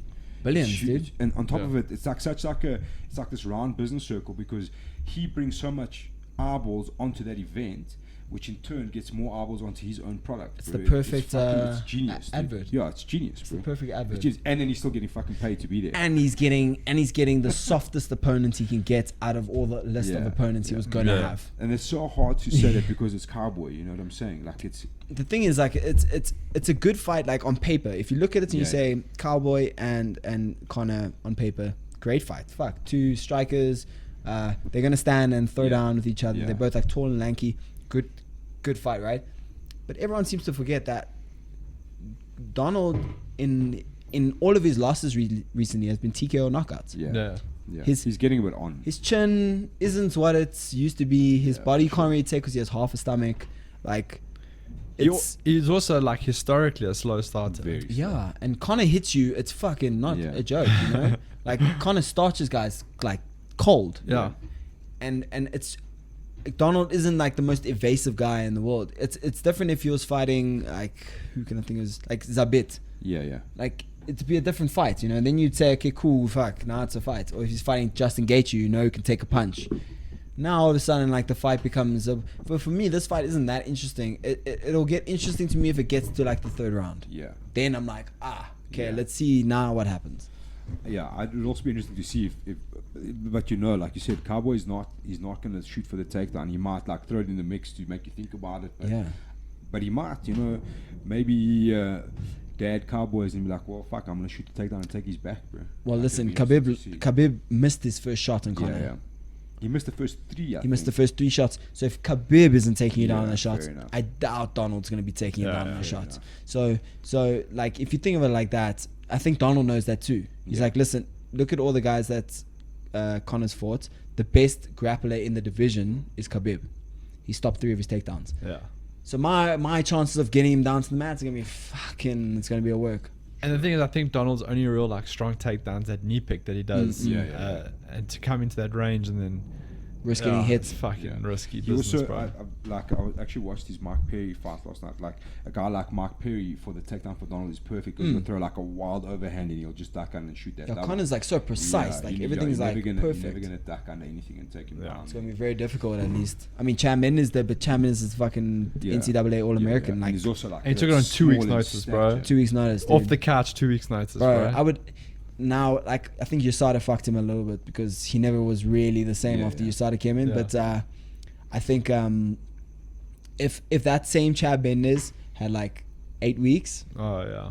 dude. Remember that was the Chad Mendes that was coming off like a super tight loss to Jose. He had only ever lost to Jose twice. Yeah. That's it. And the second loss, I mean, Jose almost knocked him out after the bell. Yeah. Because like they couldn't get the buzzer, right? And then he lost it, I think, by split decision. Mhm. And then like that was kind of like then he caught the Conor thing, and then he got TKO'd, and then It's just shit then he from took there. Frankie Edgar, and Frankie Edgar KO'd him. No, then he and got popped for for the psoriasis medication. Yeah. He's like this, bro. so like, testosterone cream. Oh, it's for my psoriasis. Yeah. I've got I don't know if you guys know that about whole the team psoriasis. alpha male I've like got the set up is psoriasis fucking right over sketchy, here. bro. My one pinky is psoriasis. It's life changing. It's common, bro. Everybody pops for psoriasis. I love it. I love how the whole team alpha male. Oh, TJ is fucking dirty. They were showing. He was showing bro. everyone how to take. Well, just hold Yeah. on. Just like take a Whoa, step back. Like, say that what are again. you saying? Yeah, he's showing everyone how to use steroids. Yep. Fucking No, and like when TJ popped, I was like, I wasn't even surprised. I was like, I mean, you guys took this fucking long to find out. If he won that fight against Henry Cejudo, guaranteed he wouldn't have popped. Sure. Dude, I'm telling you, bro. Conspiracy theories. Bro, I'm fucking telling you, dude, because how many times has John Jones popped and he's only been suspended once? Yeah. I'm just like, dude, fuck a picogram, because now, like, dude, no. That should be a shirt. Fuck a Fuck a picogram. picogram, dude. Fuck a picogram. That's some bullshit. That's some bullshit. Because you know what fucks me off is that if it was me, I get suspended. Yeah. If it was me, it'd be like, fuck you, don't make us money. Yeah. Like, whatever. They're like, cool, bro. Peace. Take your 4 years and fuck off. You know what I mean? Like, cool. But John Jones does it because he makes $1 million. Like, it's like, okay, cool. We'll just kind of let it slide. And TJ, 100%, if TJ won, he was not going to get popped. Because you think that's the first time TJ's been using EPO. The guy never gets tired. I think it's the first time he's been using EPO. Come on, guys. Wake up, motherfuckers. I see comments all the time on Instagram. Guys like, oh, TJ didn't really cheat. It's a fucking, like, He fucking admitted it, bro. like, guys, what are you talking about? The guy's He admitted to admitted it. Like, You know, like we've had this discussion a few times. The coolest thing about TJ is that he just fucking manned up and owned it, bro. Exactly. 'Cause you can't say anything to him. He's Exactly. like, oh, you're juiced. He's like, yo, bro, so what? I've already said that. You know what I mean? But Chael Sonnen wrote the book about that's that. the way right? to do it, dude. Like, if you just own fucking it own it, and dude. accept it, then like, there's no. And that was always my like argument with these guys saying, "Oh, I didn't do it." Tainted Like, supplements. There's a fucking You walked 50-page through it. essay that says you did do it, Yeah. and that there was no fucking way that didn't happen. Yeah. Right. Just own it, say sorry, and move along, bro. People will forget about it eventually. People have forgotten about John Jones. They've forgotten about Chael Sonnen, bro. I forget about everything because it's like at the end of the day, like the guy still comes out and he's still gonna have to fight. He's still gonna have to do his thing. So you're still gonna 100%. see him in there. It's just like, cool, I got caught. Fuck, whatever. I won't do it again. Now I'm just gonna have to move on from that. You know, Yeah. like it's like TJ was such a cool thing. You see what he went and opened that juice bar called Yeah. Clean Juice after. Yeah. I'm like, it's the fucking best He's thing smart, ever. dude. Like Genius, he's bro. super smart. He's like, yeah, cool. I was juicing, so fuck, here we go. What I are you just- gonna say to me now? Hey, Rocky. Oh Jesus, better than that. Oh. And Fucking that's hell. a wrap, guys. Thanks for joining us. Yeah, jeez. The podcast is over, bro. Boy, we are still recording, so please sit down. My luck. We are Oh still yeah. recording, so please sit For my bag. How many gears you taking? How many gears are you taking? I'm taking 1 gi. Taking unbranded gi. I'm gonna take like one of Cameron's Livre. Oh, okay. Shout out to Livre kimonos for Cameron Pitchin. Nothing with a shameless punt. Nothing like his little shameless punt for Cameron. Is one of them for Al? Yeah. Which one? Thank you, Seattle. They're all the same. They're all the same. Oh, wonderful. Sponsored by Seattle. Shot. Thank you. Nothing like Not a really. Seattle. Not really. Sponsored by Rourke through Seattle. Yeah. Thanks, so, Rourke. Cheers, bro. you What's speak going of on that, there now? You guys are on your way to California. Rourke. Hey, straight into the cuck, bro. Oh no, there we go. We're Yeah. back. We sorted, it's we just, sorted. I think He touched the mic. Touched the mic. Just lean I'll into sit it, bro. still. Just lean into it. Leave the mic, bro. Lean down. I was gonna say, you guys off to California tomorrow? Yeah. You bastards. Yeah. It's exciting. Fucking You've been there, exciting. right? Been to No, California? I've been to Florida and New York. And he's been outside Damien Meyer's house. Do you camp? Yes, bro. I would, Do you go through his trash? I don't think people have heard that story yet. Bro, we've already spoken about Damien Meyer. He really brought it up like an hour ago. He's the goat, bro. He's the goat. But how's this? On a side note, fucking Damian Maya, Gilbert Burns. That is the number one Right? grappler in MMA, bro. Whoever wins that is the number one grappler. That's a bro. great grappling match. I'm not gonna lie. That's gonna be a good I one. laughed when you posted it. I was like, I'm glad that Gilbert's gone to fucking welterweight though, because my wife's like, Dude. is this the guy that Warren loves? I'm like, yep. Fucking love that arc, bro. I've watched every instructional. I like the fucking. that was my business, bro. first ever instructional. Was Damian Maya and then Damian Maya. Come the now. Science of Jiu Jitsu. Come now, guys. Hey. Science of Jiu So Jitsu. talkative until Don says it, eh? Yeah. Don't fucking say anything. Yeah. The difference is he doesn't have an heirloom of Damien Maya in his room. You see, I don't have that. Man. That's just weird. Oh, bro, I That's gotta just weird. let me tell you about something about when you get married and you have 2 children. You have nothing in a fucking house, bro. You sleep in a bed and you have a pillow. That's about it. So you'll post that you like pray to him in the morning. Oh, I Yeah, wish. Sorry, I wish. let you down today. I sent you this kimura.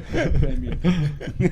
No, but honestly, that was my first jiu-jitsu instructional. That and Eddie Bravo's entering the system. I was like, fucking cool. This is gonna be me. I'm good in the gi, good no gi. Bang, done. Let's learn.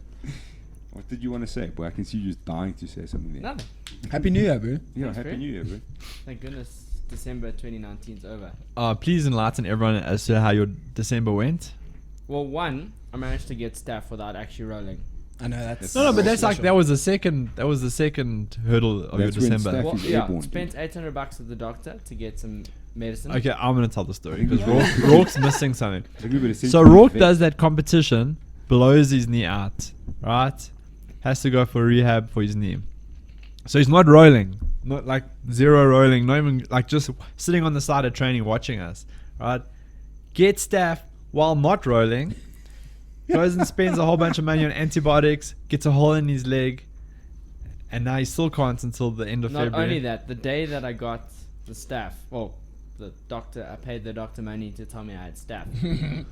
There's like this thing you have to do in Nice where you jump off of the like bridge, Red Bridge, right? Yeah. So I'm like, cool, I'm gonna jump off Red Bridge. So I bandage my leg up, go to the top, jump off, lose my brand new sports watch, gone.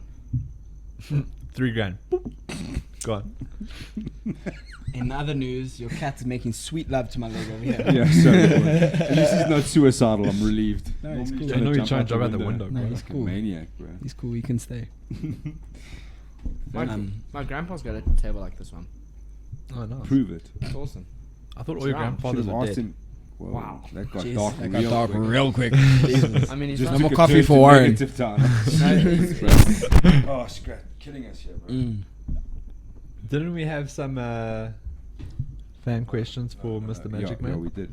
Oh, fan questions. Can you Nice. Pull up those questions. I do apologize. That is my cat. This is Scrat.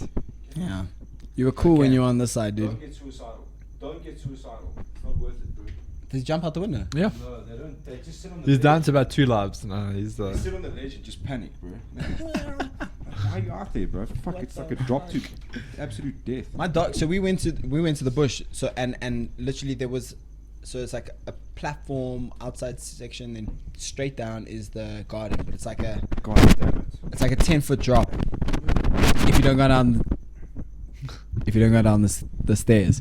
So my dog like is spastic. Like he runs out, he looks down and he's like, cool, I can make that, and he just jumps like 10 feet. Oh, fuck. Then he only learned after that there were stairs that he could just go up But yeah, it's very similar to that cat. Maniacs. The only thing worse than doctor bills is vet bills. Fuck. Just Yeah, the- right. You can't even tell them like not to do it again. You're like, don't jump off things. Yeah. Next time I'm leaving you in there. Yeah, stop jumping off things. Hit us with them questions, Rocky. Cool. Can I touch the mic? You can. No, Why do you want to touch the mic? Lean in. What- Just lean Just into lean it. in, Play it it's fine. safe, bro. Okay. I have to sit still because I've got a dodgy cable, so you can lean in. Okay. As a practitioner of multiple martial arts, do you agree with MMA's judging/scoring system? If not, how can it be improved? Oh, Lord. that's such a good question. I love that. So I think that first of all the 3 judge thing is ridiculous. Because if you have to think about MMA as a whole, it's boxing, striking, which encompasses boxing, Muay Thai, Taekwondo, karate, all that shit. Then you got grappling, which is like Jiu Jitsu, lucha libre, wrestling. To have 3 people that first of all don't actually train any of those things, judging a fight and being like, oh, that's what's scoring damage, that's what's scoring damage, to me seems unrealistic. Second of all, I think that everyone that's judging fights in general, not just in the UFC, or anyone that judges fights in general, should have a martial arts background. Yeah, 100%. Or have trained martial arts for a certain period of time. Because a guy that's come from boxing judging and comes to watch a fight, he only sees the guy hitting the guy. Yeah. But me putting you in a triangle for 3 minutes, and even though you escape, 3 minutes of the 5-minute round, you were in shit, dude. Yeah. You were fucking this close to going away. And then to them, he gets out of the triangle and he throws ground and pound on you for 2 minutes. Now he wins the round. No, because I came this close to putting you out. Yeah. So I think first of all we need more judges, definitely more judges, and I think that every judge should have some sort of martial arts training, not just doing a course to get a judge's whatever. No, 100%. You like think about football, for example, which is so crazy. A football game has 4 referees in essence. There's a dude on the pitch, 2 on the side, and 1 watching the game. You know what I mean? Like the same as cricket, for example. You got 2 dudes on, 1 dude. There's 4 match officials. You know what I'm saying? And it's a game of people chasing a fucking ball around. Yeah, exactly. Yeah. You know what I'm saying? This is 2 people beating the shit out of each other. You should have And you've way got more people. Yeah, there's like 1 dude in there fucking sorting I you also out. think, honestly, and I think 3 you should have idiots. 2 referees inside. Yeah. Because you see how many times, like, guy will try and pull a guy off of or he doesn't get there quick enough and the guy's, like, fucking unleashing on a guy that's unconscious. Yeah. Yeah. If there was a second guy, he could be on it a little quicker. So I think, first of all, that there should be 2 referees. There should be, like, 5 judges. And you should make it so that... Also, what the fuck is up with the rules? Like, not being able to kick a grounded opponent, to me, is, like, stupid. Because... All of a sudden now, think about this. If you're a guy who's done jiu-jitsu his entire life, and then started doing kickboxing to get into MMA, so your major strengths are on the ground, jiu-jitsu, and standing. Now you got a guy who's only ever wrestled and he has a bit of boxing. So now every time he shoots in for a takedown, and you might like sprawl him down, he's gonna hang onto your leg. But if you can knee him in the fucking head from there, he wouldn't hang onto your leg. He would now sit back onto his back, and now you'd be on top in a jiu-jitsu setting. Changes the fight completely. Yeah. And I think that the pride rules, except for the elbow thing, I think you should be able to elbow because it's a strike. You should be able to do any strike as long as it's not to like your throat or your eyes or your groin or whatever. But I think any strike, anywhere, anytime should be legal because that's what a fight is. Yeah. It's like you can't just fucking put your hand on the ground and now you're safe from me kneeing you in the face. Yeah. No, dude, your head's there. I'm gonna knee your fucking head in. End of story. Like, so yeah, sorry. I I definitely agree with that. You know, like, also, I mean, I love jiu-jitsu, but even like that Fabricio Verdum style of like just fucking lay back, like when he fought Fedor, when he just kept lying back and kept lying back, Yeah, or when he dude. fought over him, and you're like, You get kicked in the face. you got a fucking soccer kick, you're not gonna do that again. Exactly. It'll be the first and only time you do it. Yeah. Yeah. No, Like definitely agree with that. it's a silly thing, and I also think like Joe Rogan talks about it a lot. I think you should fight barehanded, because and look, I understand from a sport and for TV it's difficult to sell that, but I think realistically you'd have a lot less knockouts because guys aren't going to throw 100%. Have you ever hit someone with a bare hand hard? Yeah, just Your breaks. hand, it's your hand isn't as strong as you think it is. Now you put a glove on. Now you can send this thing off like a fucking missile. Well, now Oaks can fucking put a almost a cast Yep, on, exactly. and then a glove on, and then go. You can missile that thing at 1,000 miles an hour and hit someone in the head and send them to Dorsey Street. But if you had bare knuckles, first of all, you're gonna be a lot more careful with how you throw. Because if I throw a hard shot and hit your elbow, my hand's broken. Yeah. Then that's my hand gone. So like I think like there's a few things that could make it more, first of all, safer for the fighters. Because I think everyone's like, oh, kicks on the ground make it worse. Guys are gonna get hurt. It's like, no, because if I drop you with a punch and you're not out, and I go there, now I'm hammer fisting you for like another 2 minutes. That is way worse scientifically and for your brain than if you dropped and I kicked you and you're out. Yeah. That clean knockout is better for you than getting pounded on now for the rest of the round. Like, I agree with you. I had a guy fight the one time, and it was the third round, and he got clipped, and he dropped like about 2 minutes into the round, and he just got like ground and pound for like 3 minutes Bad. to the end of the round, right? The judges, they obviously called the decision. He loses the decision, and we're walking back. He's like, I don't know how I lost that fight. I was like, what? he's got hammered. He's like, yeah, I mean, he caught me once, and that was it. I was like, do you remember what happened for the last 3 minutes of that fight? He's like, yeah. I was like, he clipped you, you fell down, and then for 3 minutes you got ground and pounded.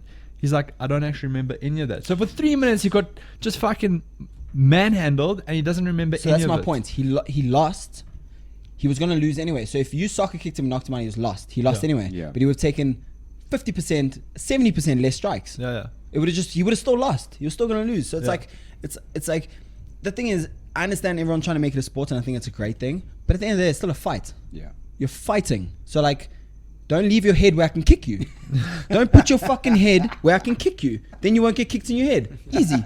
It's that simple, right? It's that simple. 100%. Also, I think if I'm on my back and you're on your knees, I should be able to kick you in your fucking face. Yeah. If you're trying to attack my leg and we're both on my ground, I can kick you in your face. Clean. Yeah, that should be legal. Like, come on. I'm trying to not let you break my leg. Yeah.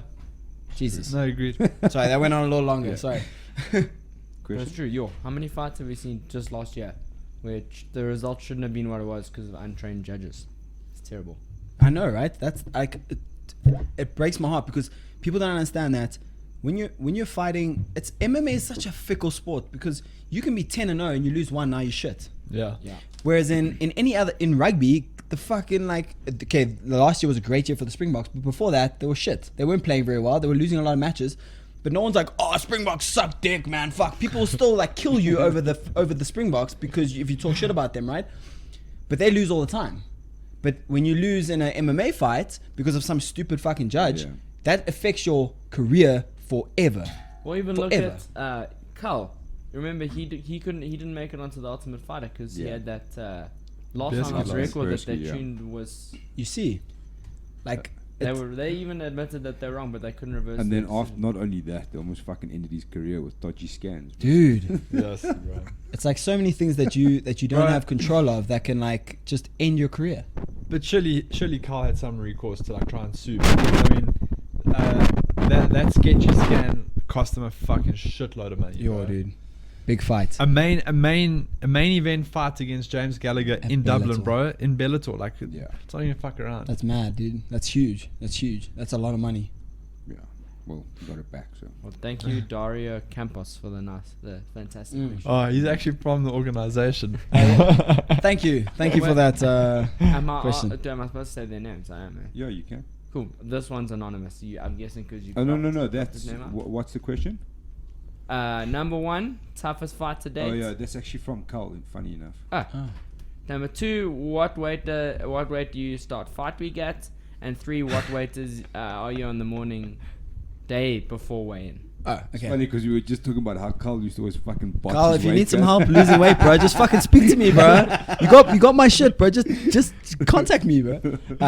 No, so toughest fight to date in MMA, right? I'm assuming.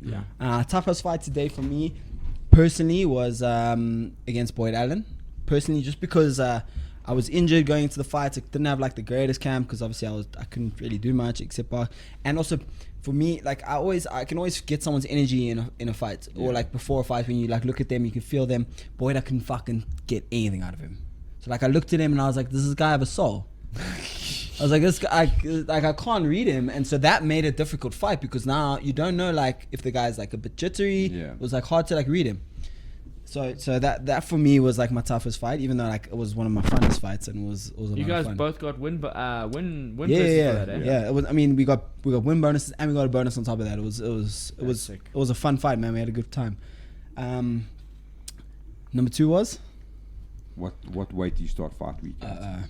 so before I used to think like being massive was everything. So I used to get into fight week at like 79, 80 kilos, and then I had to cut that 10 kilos in that week, which was always fun. But now, obviously, I know my body a lot better, and I know my diet, and I've got like good guys working with me, and so I get there about 73 kilos. I'm like 3 kilos off when I arrive in fight week, and I literally stay like that until the night before, and then the night before I'm usually 72, and I'll cut that weight that night or in the morning, and then I'm on weight. It's pretty painless at the moment. Nice. Yeah, because I mean it's about being disciplined throughout the year though. I don't let myself ever go like above like 82 kilos. Like I used to get up to like 90. You'd be a massive. Yes. And then, you know, like it's just discipline, man. That's insane. And there was a third one. Yeah. You answered it. What do you weigh was in the morning or No, something? this one was. Oh yeah, that be answered that one. What weight is he in the morning before weigh-ins? 72. Okay. From Ishmael. Could you please ask the Don what the single biggest difference he's found between the UFC and the EFC? The single biggest difference. Jesus. Look, I'm like, without talking shit, the UFC did as good as they could have done with what they had and the experience that they had. So let's just start off there. Now, having said that, it's like literally going from an amateur show to a pro show. So like I always said, for the first time in my entire life, I felt like I was a professional athlete. Yeah. I was there for a professional job, and I was like, wow, is this really how it should feel? You know, like is this how it should be? You know, you don't have to do anything. Like literally, you get given a schedule in fight week. This is where you have to be. This time, everything runs like clockwork. You don't have to worry about like what you're wearing. They have all your stuff kitted out for you. Give you a bag. They put all your stuff in your locker when you get to the fight. Like you don't have to think about anything. The only thing you have to think about is fighting, and that for me is what a professional athlete is, right? When you go to the NBA, you're not worried about I have to organize my clothes, I have to do this, I have to do that, I have to make sure I get to the arena on time. No, these folks have shuttles. This is what time we expect you to be at the shuttle. Boom, here we go. That is professional to me, you know. And I think a lot of promotions around the world, they skip that little detail of making guys feel like professionals, because it's all easy to have like a nice big show and everyone thinks that you're great, but the fighters are treated like shit. That's a reason I would want to leave an organization. If you're not treated well, it's like, well, fuck, why do I want to fight here when I've got 10 other organizations I could go fight for? Yeah, you know, 100%. So I think that's the biggest difference. Is the UFC, they treat you like an athlete. You're there to do a job, and they know it, you know it, everyone knows it. You're there to do a job, and I think that's the biggest difference that I found. I don't think people quite understand like how hectic the UFC is. You know what I mean? Like if to see that cog in motion it's actually quite surreal. I don't think I was super blown away. Like I had high expectations. It's like, okay, you're going to be in the belly of the beast now. Like it's going to be. But the length and like the size of everything is actually. I mean, we sit at the media desk. I mean, Dricus's fight was the biggest. It was 2 desks. It's the biggest I've ever seen it. I mean, like UFC, you're talking like 150 people working media from all over the world. You know what I mean? And it's like dedicated zones and shit like that. Guys don't understand that it's run by WME. Yeah, it's fucking. Or they call it nuts. Endeavor now, but like they manage like Rihanna and Drake and shit. Like it's like.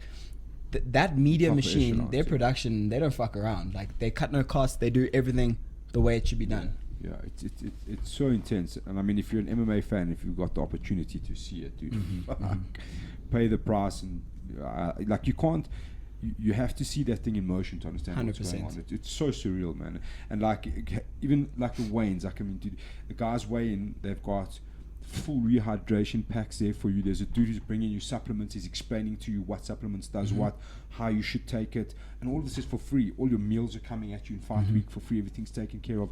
Like if you're missing weight in the UFC, you're I don't know what the fuck you're doing. You're a moron, because like they do everything to make sure that you're on weight and you're healthy. It's insane. And everyone talks about like one championship doing all this rehydration testing and stuff, and like it is cool. Don't get me wrong, but like, don't act like the UFC is not doing No, that dude, shit. they are like, bro, they've got every single thing you can think of. Yeah. They've thought of it. Yeah, It's actually great. insane. It's amazing. It's amazing. Okay, wait, I lost it. You had one job, Rook.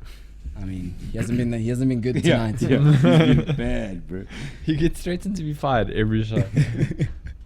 I drove all the way from Knysna for this. Well done, boy. You're hired. Thank you. Are you happy with your life in South Africa? Have you any plans to move somewhere abroad?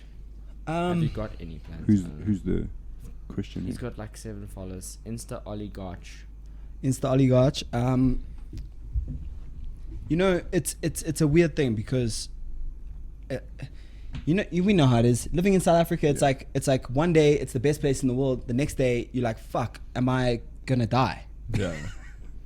You know, or like, is something gonna happen to my wife? Is something gonna happen to my kids? Is something gonna happen to someone that I love? Yeah. Like, that's the only reason, like, for me, why I would maybe want to leave. Like, obviously in South Africa there are ways that you can pay more to get like that sort of standard of life where you can live, but should it always be like that? Yeah. I don't think so. I think like you should be able to be safe in your house and feel like you're okay, no matter where you are. But obviously it's not like that. But no, you know, as long as I can, you know, I'm winning. You know, as soon as that changes, then I'm gonna have to reevaluate my life. Yeah. But you know, if it ain't broke, don't fix it. And I think being under Richie and being with the guys that I have, and being in my country, I love my country. I want to be in my country. I'll do everything I can not to leave South Africa, and be the guy that goes all the way representing South Africa. I'm not going to be like these fucking fake African guys they're born and raised in fucking America. It's like, dude, you're not. Your parents are African, and you might have African heritage, but it's like, dude, live and train in Africa and then compete at that level. Yeah. And see if you can still do it. See if you can, first of all, fund yourself, because sponsors in South Africa, sponsors in South Africa, we need to catch a wake up. Sponsorship in Africa for MMA fighters is like, what? First of all, they don't know what it is, and it's like, okay, well, then you have to basically like suck dick to get a fucking sponsor. Like, it's crazy. Like, it's so they have like, the reality is that I want to be that guy. I want to be the guy that comes from South Africa, trains in South Africa, lives in South Africa, and still goes all the way. I want to be that guy. So like, as long as I can still do that and still train and have the success that I have been having, I'm not going nowhere. You know, I'm not going anywhere. Yeah, those other dudes who call themselves Africans have never had to fight in a hall in Brakpan. Yeah, dude. No, dude. They've never had to think about, when they leave their house, that their family's going to be okay. Yeah. They've never had to think about that. I think about that before we move. We now have moved to be safer in a place you pay like way more money, but it's like, well, what's more important, you know? 100%. You'd rather pay that money, bro. Because exactly. Because before when we were in our old place and I was in Abu Dhabi, bro, I was and then there was all that shit going down, like guys like trying to kill each other, and I was like, dude, what the fuck? When all I should be thinking about is fighting, right? Yeah. But I'm thinking about my family back home, and like, shit, is everyone going to be okay? Is like, what's going on? You know, like, is everyone alright? Watching the news and being like, fuck, Oaks are like burning down town. Like, what is going on? You know, so like stuff like that is just, I just wish that everyone can, like, everyone wants the place to be better, right? Yeah. Everyone. I mean, even if it's coming from selfish reasons, or you might be with this party or that party or this race or that race, doesn't matter. Everyone wants it to be better. So why can't we all just be better? 100%. Just be better. If you're just better every single day, just be better. Like, be a better person. Be nicer to the next person that you meet. Just be a good human. Like, I say it a lot. Like, just be a better fucking human. And like, I'm not an angel. Like, I'm a dick a lot of the times. But I try every single day to remind myself not to be a dick. Yeah. And I think if everyone does that, we have the most beautiful place in the fucking world. Like, we have the most beautiful country with no natural disasters, with a huge cultural heritage. Like, we've got the best place to live in the world. Fantastic fucking climate. The best climate. Like, dude, we got like the best meat. We got the cheapest beer. Like, you know, like, bro, we have got the best place to live in the world. And the only thing that fucks it up is that everyone wants to fuck each other up. And I'm just like, dude, you know what? You know, it's hard enough. You know, it's a great like story to like international guys is like when you look at that Sikubone thing, right? He fucking won the biggest prize in MMA history in South Africa, right? But this motherfucker is still going around killing people, stealing their cars, fucking trying to do cash and transit heists, make ends meet, and then like, fuck, get me riled up, right? Then you had fucking guys in our own community going, "Oh, he was a peaceful soul." No, he fucking wasn't. No. He walked into He was actually a really nice guy. He walked into a fucking shopping center with an AK-47, wanting to fucking kill people and take their shit. Yeah, no. He got what he deserved. But he was That guy's a actually cunt. really Sorry. nice guy. and he was the highest paid South African mixed martial artist. He won the biggest prize in South African MMA. Like, right? it doesn't That's make what we have to sense. deal with. We have to fucking deal with that shit. Dude, and like that, and that is the reality. That is the reality. Is that like there's a million other guys that are wanting to do that. Yeah. Right now, as we speak, there's a million other guys that are wanting to do that, and that is the reality of coming from a place like this, or coming from like Brazil. It's the same thing, you know. Yeah. Like the only difference with Brazil is that the people who started UFC are fucking Gracies and Brazilians. So it's like, cool, you're in Brazil, you have a future. You have a future. You can be like living in a favela and you can get to the UFC. Yeah. Whereas here, if you're living in a township, for you to get into a township and get to the UFC, bro, that is a fucking another. That's like, if you can do that, like, that is like the highest sort of like respect that I could give to anyone. You know, if you can come from what we have to deal with, or what people in South Africa have to deal with to get there, is like, dude, well done.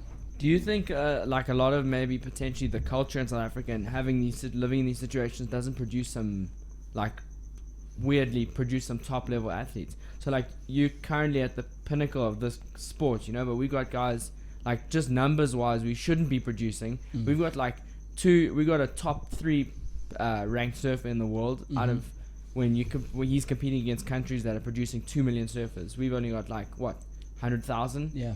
You got same as all the other sports. You got guys like Chad Leclerc. We're such a small country, but we managed to produce these top athletes. Do you think this culture has something to do with that?